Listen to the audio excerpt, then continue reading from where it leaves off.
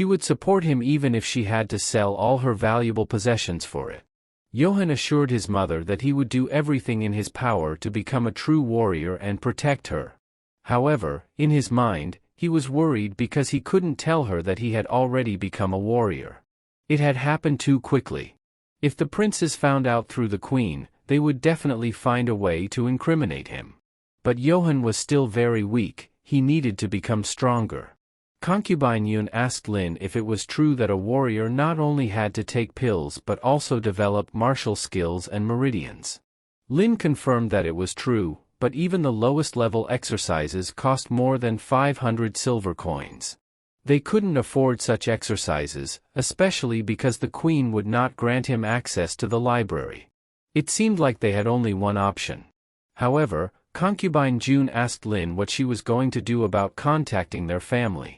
They had stopped communicating with them 3 years ago. She wasn't sure if they would help the 9th prince. Tearfully, Lynn replied that for Johann's sake, she was willing to kneel and ask for their forgiveness. Concubine June noticed that Lynn wasn't to blame for what had happened. 3 days had passed since the conversation between Lynn and Concubine June. Johann continued to train every day, improving his strength and learning new exercises. He trained on rocks and became stronger, improving every part of his body. The 9 days of training in the inner space had borne fruit, and he had finally learned the first move of the dragon and elephant hand technique, which was perfect for him at this stage. However, he needed to enhance his body. His K pool was already full, and he could develop a new meridian, but he didn't know where to get another bottle of cerebral cortex cleaning liquid. Suddenly, Concubine Yun approached him and asked what he was doing there. His mother had been looking for him everywhere and couldn't find him. Johann said that he had simply gone out for some fresh air and asked if she was feeling better. She replied timidly that the maids couldn't afford the medicines, so she was worried that the marriage would last at least 3 months. But she quickly changed the subject and told Johann that he was a very good man, and they should go to his mother because she had been waiting. They left the palace, and the prince asked where they were going. Concubine Yun quickly replied that they were going to Nainan, as they hadn't seen each other in a long time. Probably she was very happy that they were coming today. But it wasn't clear who Nainan was. However, from Concubine Yun's words, it was clear that Johann had a special relationship with her. They departed and arrived in Lynn village, but it wasn't the mother Lynn's family name. Johann was surprised. If his mother came from a noble family, why weren't they supporting her? Why was she still suffering abuse in the Prince District village? Something must have happened. Lynn told Johann that she was sure he was eager to meet Nainan, now that he had received his sacred mark, and they would have more common topics to discuss. She made sure he didn't miss his chance. However, Johann didn't understand who Nainan was at all. He couldn't comprehend the behavior of his mother and Concubine Yun's sister. Someone approached Lynn and told her to follow him, and the 9th prince could do whatever he wanted while he waited. Concubine June suggested that Johann and her go together to Nainan. Most likely, she is now at the training grounds where all the young Lynn family members are studying. They agreed and went together to the stadium. Johann thought that the Lynn family was considered prominent in the county of June. Upon arriving at the stadium, he observed with enthusiasm how other soldiers trained. He watched the exercises the soldiers were performing, releasing a unique force. This was the realm of the sword next to the heart. Their martial arts skills had reached the intermediate level of the Yellow Realm, much better than the 8th princes. Several young people in the crowd began to discuss that this was the 9th prince, who had also received the sacred mark. But what could he achieve when he was already 16 years old, and he had come to see Nainan? He showed no shame. Another person in the group mentioned that the prince was deeply in love with Nainan's sister. What expression would he have when he found out about her engagement to someone else? According to them, Nainan and the 7th prince were the perfect couple.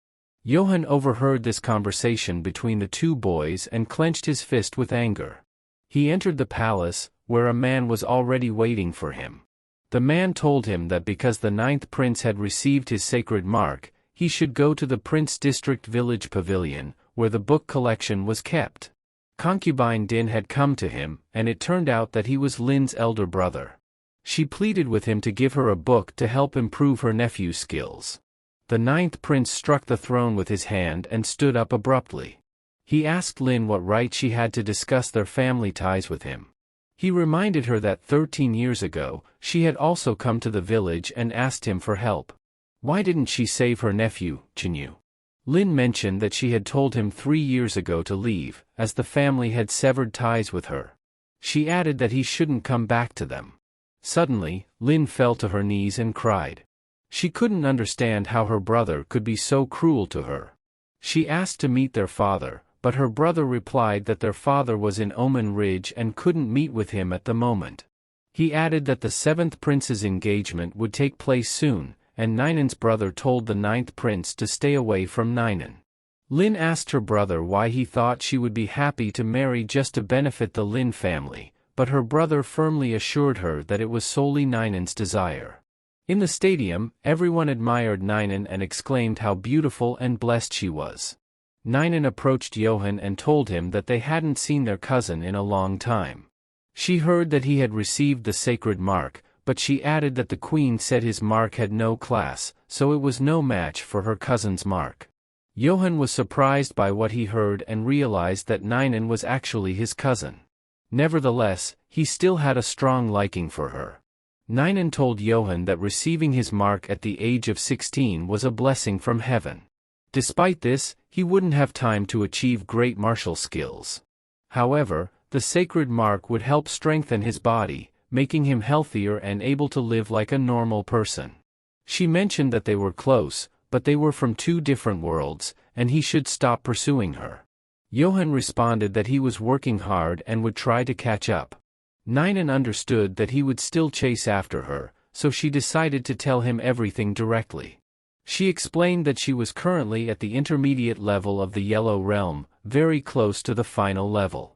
As for her cousin, he most likely wouldn't even reach the intermediate level and should train step by step, avoiding inappropriate requests and taking on more than he could handle, as it would lead to suffering from his actions. Johann thinks that Ninen is very arrogant. Why did he like her then? Ninen adds that she hopes for her cousin's understanding. She tells him that in 3 months, when the Prince of Districts finishes his purification, her engagement to the 7th prince will take place. She mentally believes that Johann has given up. The crowd listens, hypnotized by their conversation, and comments that the conversation is becoming increasingly interesting. They wonder if the 9th prince will faint from what he heard, and if he does, it will be very amusing.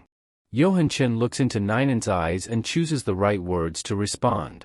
He turns and begins to leave but shouts his congratulations to them, stating that they are now twice as connected. The crowd is not pleased with this response, hoping for something more dramatic. Perhaps he would have lost his mind. Ninen thinks irritably about how he could react so calmly to such news. She shouts at him that she doesn't even want to know the reason behind this engagement, but Johann calmly says that he will attend the ceremony to congratulate them personally on their engagement. If there is nothing more to tell him, he would like to go find his mother.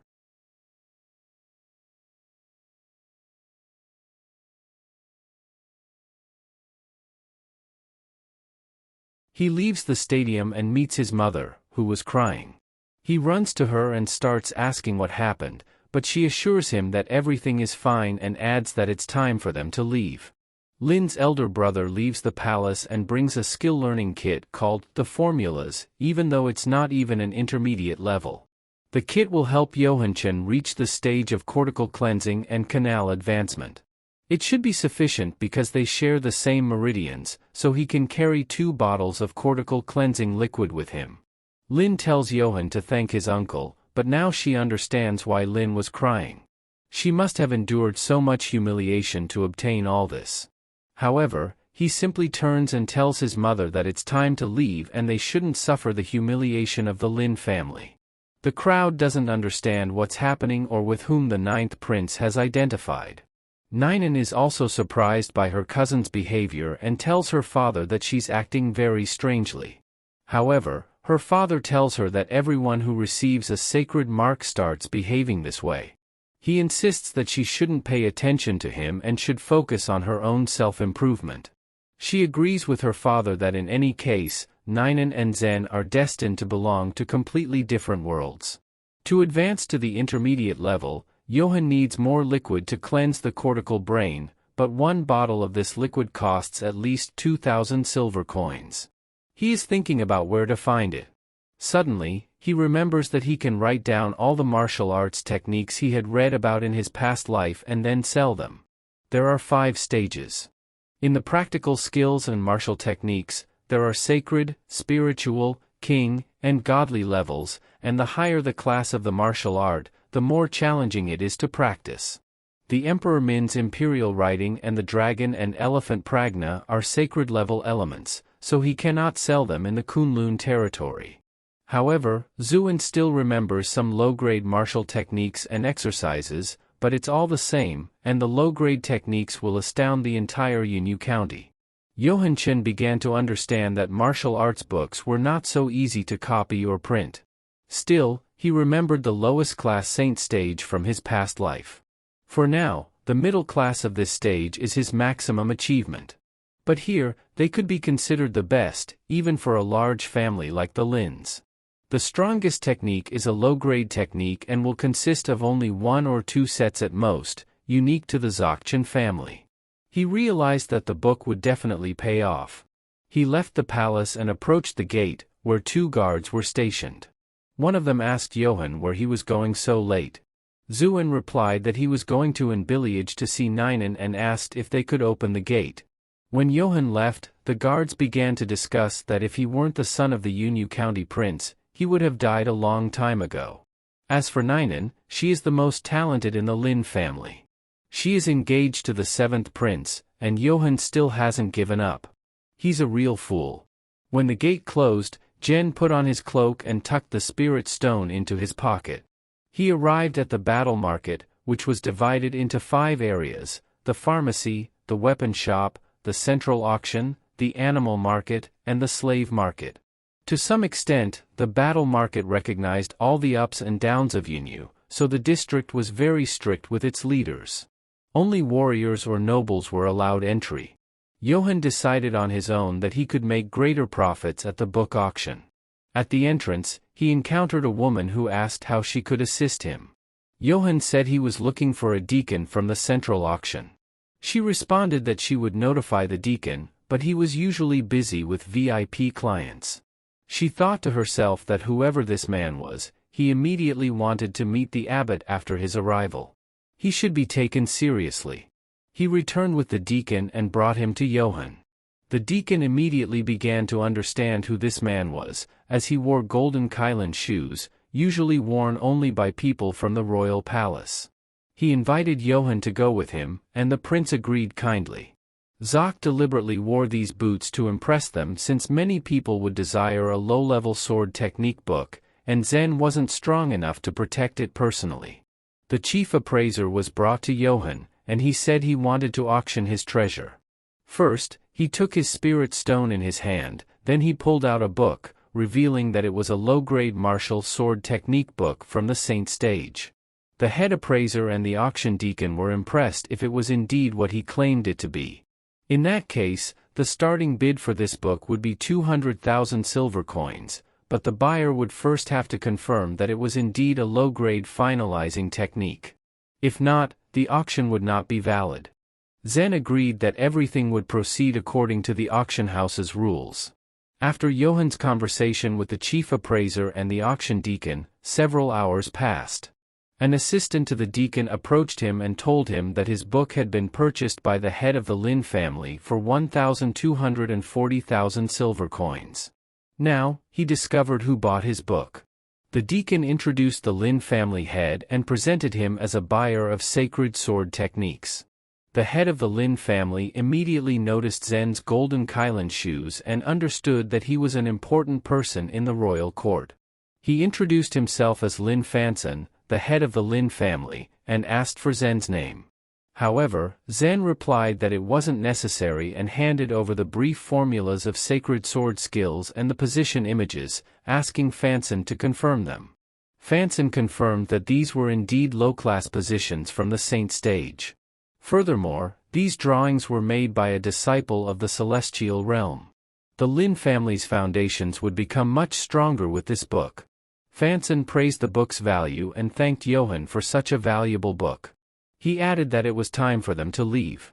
As the Lin family left, they began to discuss that this child reminded them of someone. The father mentioned that he must have seen him once in the palace. In any case, he was not an ordinary person and could be intimidating. Ninen didn't understand what her father was talking about, but he mentioned that the drawings were new, they were probably made today. However, anyone who could write about sacred sword skills must be in the higher levels of the heavenly realm. Ninen was surprised because not even her grandfather had reached the heavenly realm.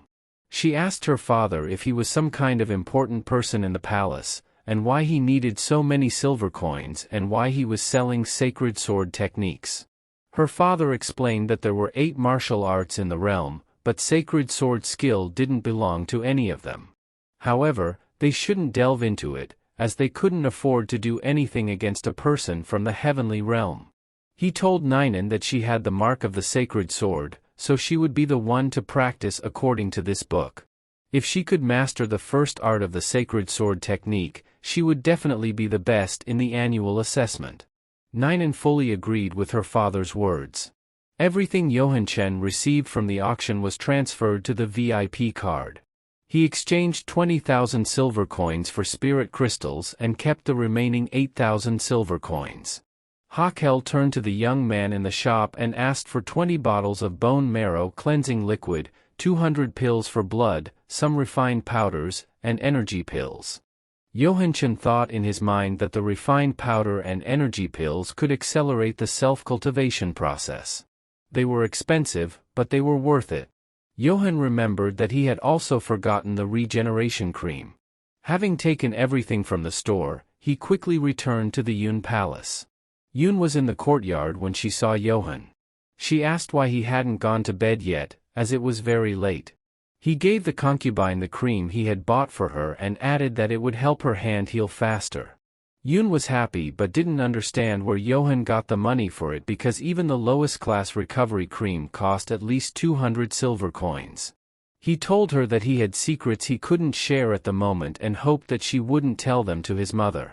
It seemed that the 9th prince had a great opportunity, and everyone expected him to reach great heights in martial arts in the future. Johann told June that he wondered if his mother was the sister of President Lin, so why did she cut all ties with her family? What happened 3 years ago? Yun replied that they had hidden it from Johann to protect him because his health was very weak. However, since he received his sacred mark, he had the right to know the truth. June began to tell Johann about Lin Chinyu, a genius from the Lin family who was Johann's cousin and the eldest son of Mother Lin. He completed the Yellow Realm at the age of 17, but 3 years ago, Lin Chinyu insulted an even more exceptional genius, so they broke his legs and sent him to the celestial prison. Johann couldn't believe it. He asked how this could happen in the Lin family, which was considered one of the largest families in Yunyu County. Who dared to arrest the great genius of the Lin family? This person must have been even more influential. June replied that it was true. The person who insulted Lin Chinyu was the 7th prince, the brightest star in Yunyu County. Compared to him, anyone would pale. Now, Johann understood everything that had happened in the Lin family. After Chinyu was imprisoned, the head of the Lin family urgently went to the palace and began to plead with Queen Lin, appealing that if Lin Chinyu could be saved, their family would pay any amount of money. They then decided to go to the king, but the queen stopped them, and they had a dispute. The queen was very angry and ordered Chinyu's whipping 30 times. However, by the time the flogging ended, Chinyu was on the verge of life or death. Johann was very angry at what he heard. He couldn't understand how this could happen. He asked how King Yunyu reacted to all of this. Yun replied that the 7th prince was the most talented of all the king's children, and the king loved him very much. The king discovered the whole truth that it was Chinyu's fault that nearly killed the 7th prince. The king was very upset and thought that the queen didn't know how to do the right thing. He didn't allow them to flog the 7th prince and the queen for it. So, everyone yelled at his mother, thinking that her inability to negotiate was the reason for losing the family's genius. After that, she was no longer seen as a member of the Lin family. Johann asked if Lin Chenyu had been executed, but June replied that this was not the case.